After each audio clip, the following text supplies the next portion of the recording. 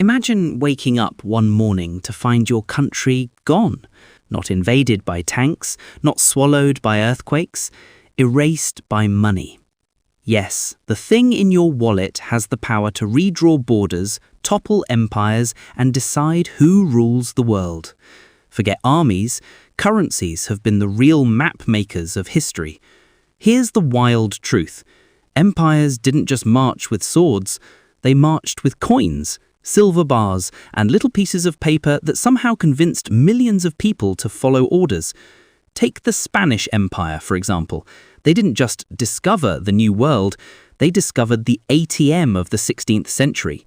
Gold and silver poured out of the Americas so fast it made Spain the richest empire on earth. But here's the twist, within a century, they were broke. Imagine winning the lottery and going bankrupt in record time. That's Spain in the age of exploration.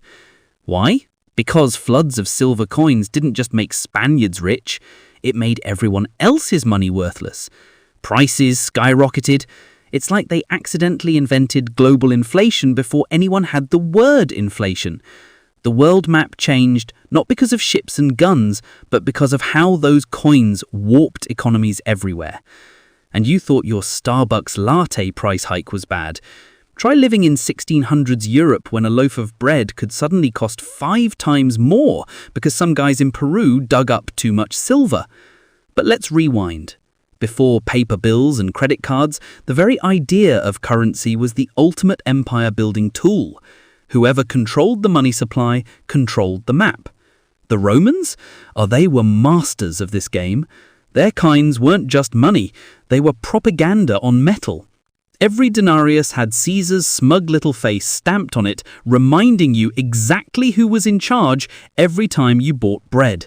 It's the ancient equivalent of a politician forcing you to watch their TikToks every time you swipe your debit card. But here's the kicker. Rome didn't fall because of barbarians alone. They collapsed in part because they kept shrinking the silver in their coins. Imagine paying for something with a dollar bill that keeps getting thinner and thinner until one day it's basically monopoly money. Soldiers stopped trusting their wages, trade collapsed, and boom, empire gone. Money wasn't just fuel, it was the steering wheel, and when it broke, the whole vehicle of empire skidded into the ditch. If you're hooked so far, imagine what's coming next. Empires rising and falling because of tiny, shiny objects. Hit that subscribe button so you don't miss the rest of this wild money story. Fast forward a few centuries and the real money arms race wasn't gold or silver, it was paper. And no one weaponized paper better than the Chinese. Back in the 11th century, the Song dynasty invented the world's first paper money. Why? Too many coins, not enough pockets. Merchants were lugging around sacks of metal like gym rats with terrible posture. So China said, what if we just printed the idea of money? Genius, right? Except here's the hilarious part. People didn't trust it at first.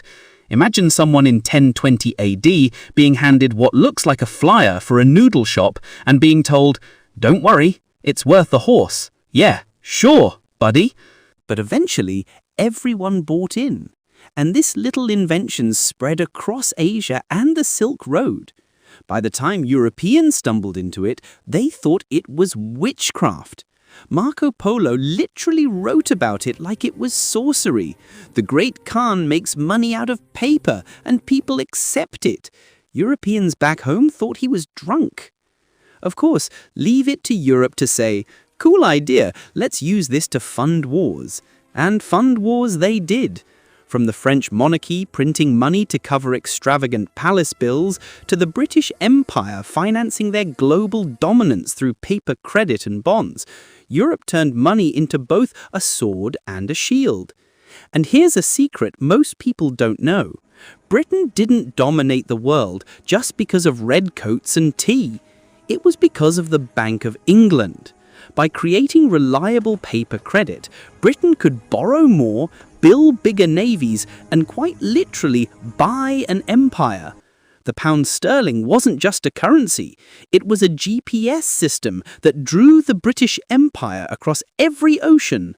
But wait, what happens when money itself becomes too powerful?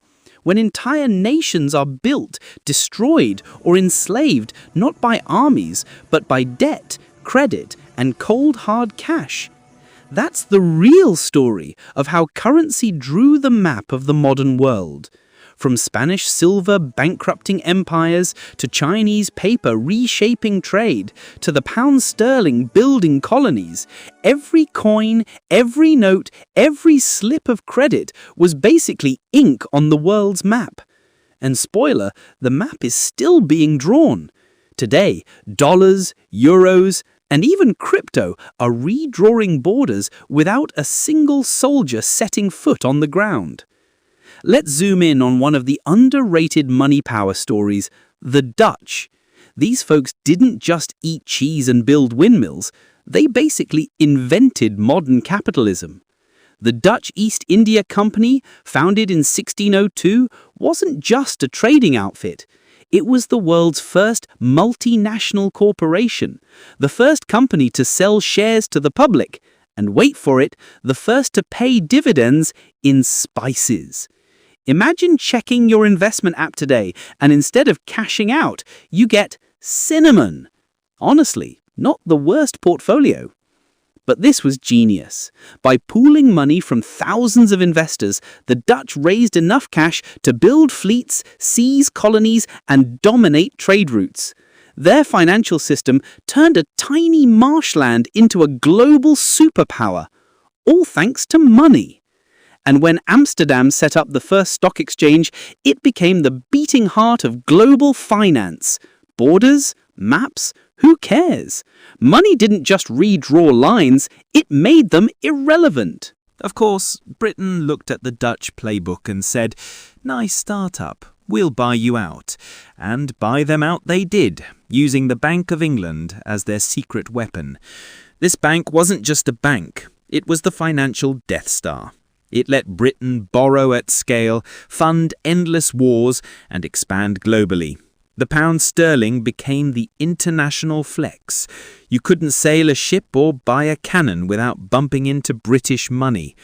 But empires never stay rich forever. World War I and II drained Britain's piggy bank, and when the smoke cleared, a new empire was waiting with fresh ink for the world map, the United States. Enter the dollar. Backed by gold, at least for a while, trusted worldwide and supported by the biggest economy on earth, the dollar didn't just sit pretty, it planted itself in nearly every corner of the globe. Suddenly, America didn't need colonies, its currency was its empire. Military bases were nice, but green paper with dead presidents ruled more territory than armies ever could. Think about it. You may not speak English, you may never eat a Big Mac, but you probably trust a US dollar bill more than your own government's promises. That's soft power at its finest. Forget tanks. America conquered the world with George Washington's poker face. And here we are today, in the 21st century, watching new contenders redraw the map. The euro tried to challenge the dollar. Cool idea. Until, Greece happened. The Chinese yuan is flexing its muscles, backed by a nation that's basically the factory of Earth. And crypto. Well, crypto is like that rebellious teenager screaming, "I don't need parents," while still living in their basement. But underneath it all, the same rule applies. Money shapes power, and power shapes maps. Every empire, from Rome to Britain to the US, learned the same lesson. You can't rule the world without ruling the wallet. So, the next time you look at a map, don't just think about borders and flags. Think about which currency drew those lines. The gold coins that funded voyages, the paper that backed armies, the credit that built empires. Maps aren't just political, they're financial. And behind every empire's story is the sound of money clinking, printing, or these days, loading on a blockchain.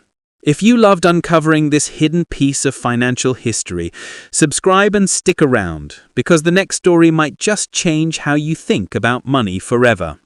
Here's the kicker.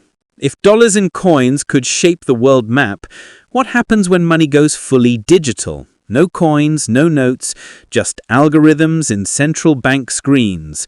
Will the next empire even need a flag, or will its borders be drawn by code?